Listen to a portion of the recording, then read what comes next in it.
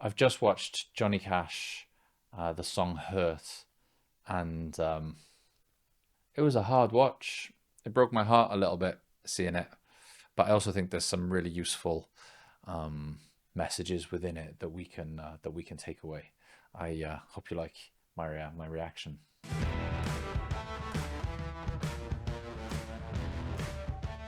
Hello everyone and welcome back to my channel, Dr. Nick Reacts. I'm a psychologist from the UK and I like to analyze and react to various music songs and really think about some of the hidden meanings that are within those songs.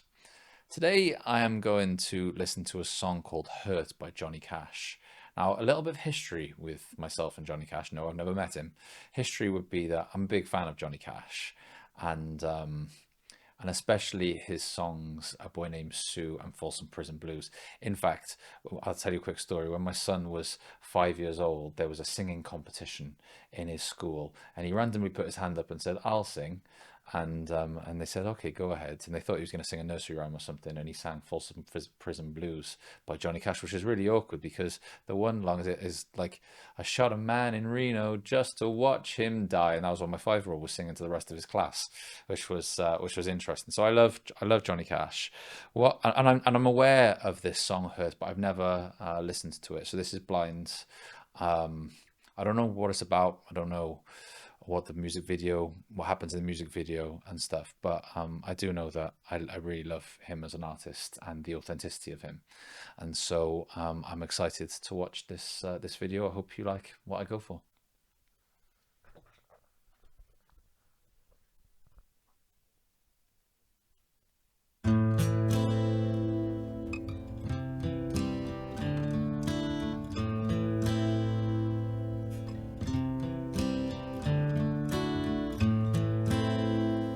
I hurt myself today to see if I still feel. I focus on the pain, the only thing that's real. The needle tears a hole, the old familiar sting.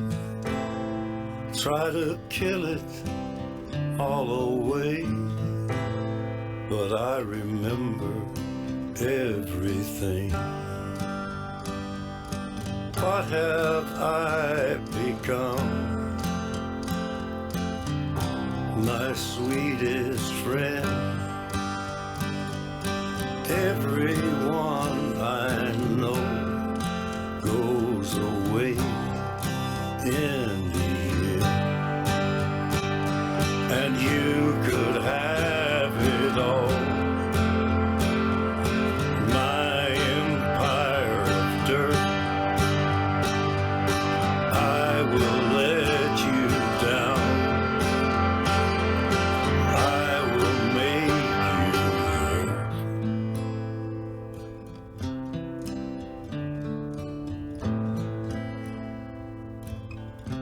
You stay the hell away from me, you hear?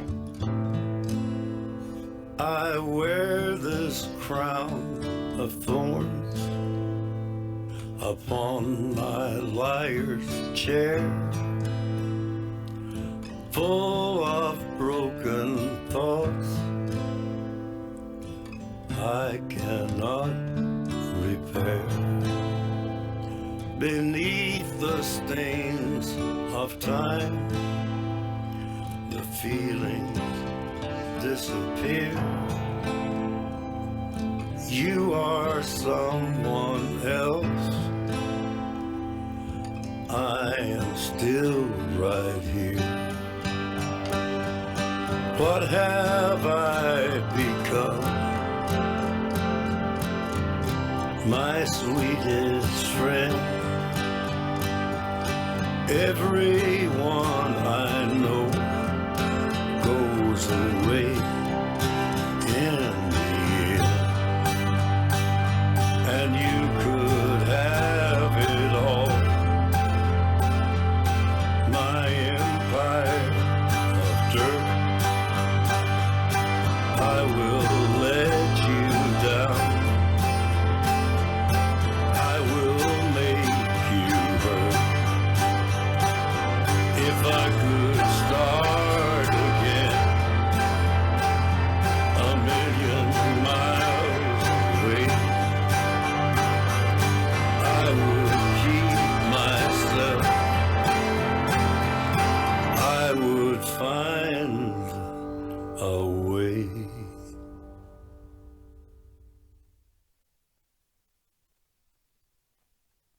that's broken my heart listening to that.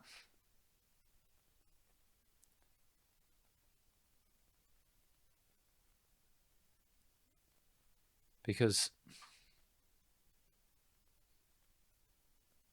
I'm fond of Johnny Cash, right? So like, um, he's like played a part in sort of like my musical history, and as always, sort of, I've watched all the films where he's been a part of, including the film with Joaquin Phoenix, but many other films that he sort of appeared in. He was part of like a movement of music back in those days, and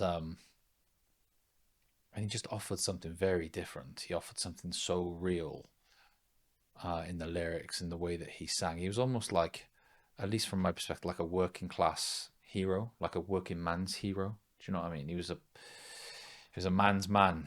My granddad would have said. And so he lives this life, and he has all this success, and then he gets old.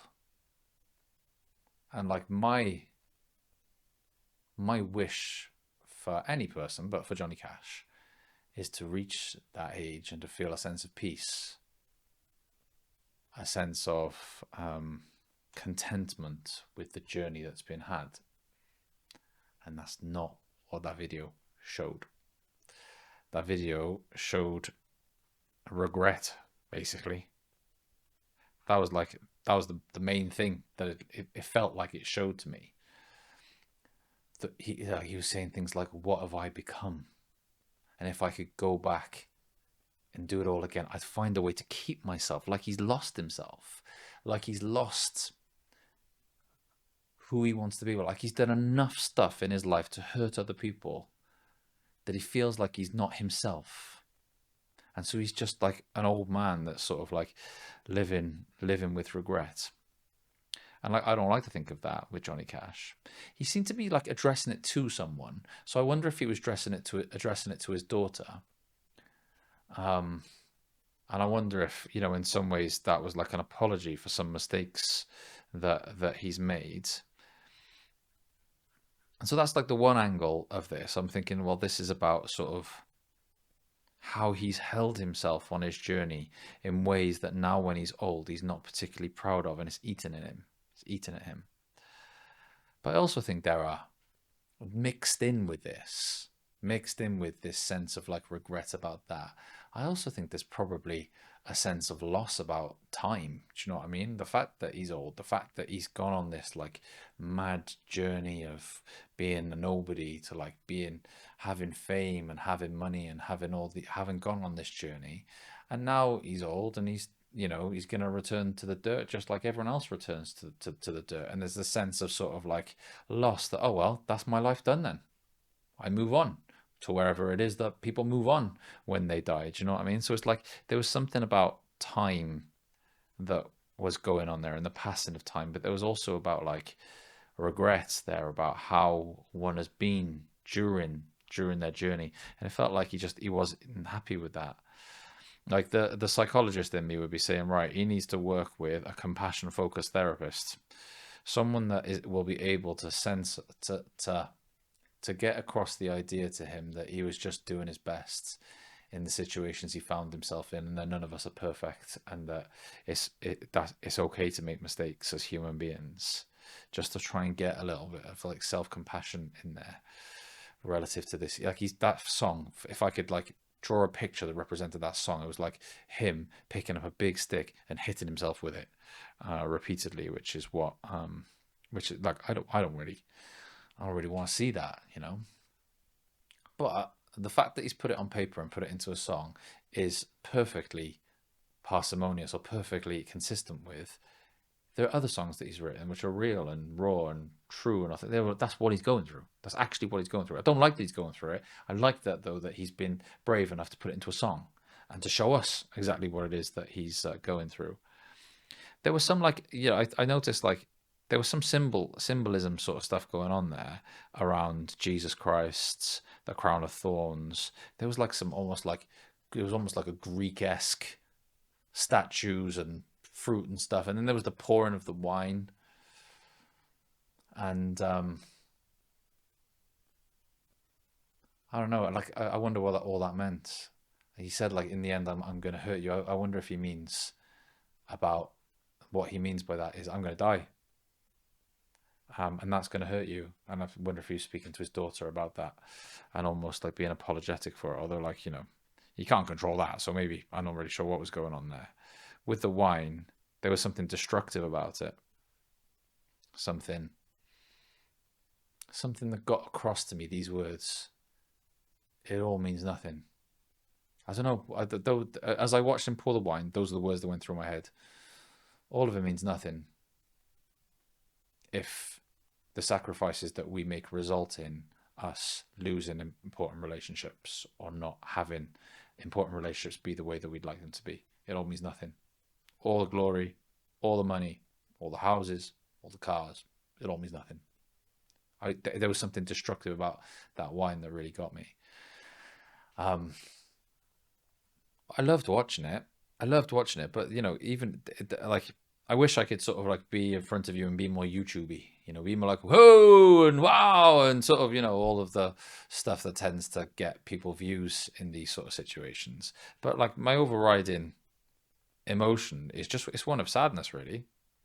Seeing him old makes me sad. Seeing him regret the passing of time and regret some of the stuff that he's done makes me sad. But it sends a message, doesn't it? Because he's 50 years older than me or whatever. And it sends a message of don't take the same road I have, don't take the same path I have. Or even if it might even send a message, be as present as you can now, because it's going to go proper quick. Time's going to go proper quick and you're going to be like me. You're going to flick your fingers and you're going to be me. Thinking back to your important relationships and the time that you spent with your kids when they were young and those sort of things. And so appreciate the moments because the moments are going fast, you know. And so I think there's something contributing about this song, something that's impactful, something that can change the way that I look at things by basically looking at him and thinking, I don't want that. I got to find a way to not be that when I'm that age. And so yeah, I thank Johnny Cash for that. And I thank him for putting out something so vulnerable as well. What are your thoughts about that song? Put some comments in the comment section.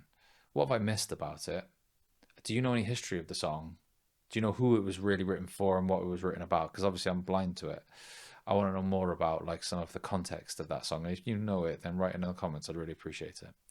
Anyhow, I hope you like the analysis. And I'll catch you next time. Do you know a lot about that song? I don't know about the history, but I've heard it a lot. I play it a lot as well. Like if I go on a walk or if I do certain things at certain times, I do like to go back. I like the. For what reason? Like, what's your reason for listening to the song? What do you get from it? Do you know what I mean? Catharticism, I think. Yeah. Because there's a line you said about the therapist, and that they would you know, say that you would try to do best and what have you.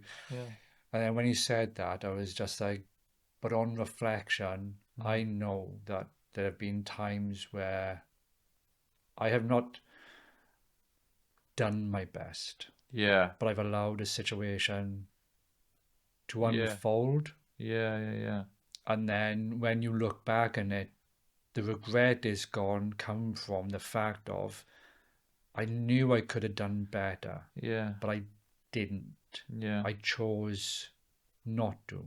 And so sometimes when you say, well, you know, you did your best, and you go, but did I? Did I really? Because I wasn't really feeling it. And maybe more an acceptance of the fact that we're not perfect, and sometimes on the spot we make decisions, and sometimes those are the wrong decisions, and that's okay. Sometimes, you know what I mean? It's okay to make decisions that are wrong. And also, like, when I say did you were just doing your best, I think there's a second part to that sentence, which is doing your best given the other things that are going on in your life. Because that's the other thing, right? Is often when we haven't done our best, there's usually a reason for it, which is so and so's passed away, or I've lost my job, or I'm arguing with my partner, or the kids are doing my head in. There's like loads of, or I've put on weight. There's loads of different things, so that are part of the context, and those things can often make it really difficult to do your best. My grandma used to have this poem that went like this: "It's easy enough to be pleasant when everything goes like a song, but the man with the wile is the man that can smile when everything goes dead wrong." And that speaks to this idea that like it's easy to do good when everything's perfect, when it's all rosy. But like it's much harder to like act in a way you can be proud of when you're up against it. Do you know what I mean? And like when people don't act in a way they can be proud of when they're up against it, I don't think they should be hitting a big stick and smashing themselves with their head with it. They should be sort of like seeing there were things going on at that time that made things difficult, and I can have a little bit of love for myself that I didn't act as I would have liked, but I'm imperfect. Do you know what I mean? I know generally I try my best. Generally I'll try my best. Maybe that's it. There's another thing you said about the visuals in regards to the grandeur and then Jesus. And I was just thinking, because sometimes you'll say something and then it'll play on my mind, and I'll think there's something there. That's why sometimes I miss the other things, because you've said something and then I've gone off on a tangent in my head. And one of the things that you can see from the video is that he's built his life and now he has grandeur. He has all these things. But he knows he's done wrong. To the people that perhaps he loves. And is he going to be crucified for that? Because he can't fix it. Because Jesus was a good person at heart, but he was crucified. And he feels like that even if he did change now, too much has happened. Even if it's not public, the hurt that he's done to other people. Because I'm not entirely sure, was he an alcoholic at one point? I don't know. I can't. I know that is it Joaquin Phoenix? He's done a film. And he was Johnny Cash. I think. I watched it. I can't remember if he was an alcoholic. So there's that period in your life where you're building up your career, you're doing everything. You might be an alcoholic. I can't remember. So correct me if I'm wrong. But along that journey, there's going to be hurt. You're chasing something while hurting someone else. So he's got he's got what he's chased after now. But is he going to be the cost of it?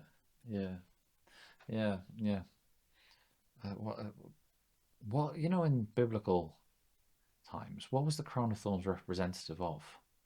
I forgot the actual story of like why Jesus was wearing a crown of thorns and what it represents, and therefore how that maps onto Johnny Cash's experience. I'm gonna have to look that up afterwards, because there would be a reason for that. Do you know what I mean? The crown of thorns and what it represents.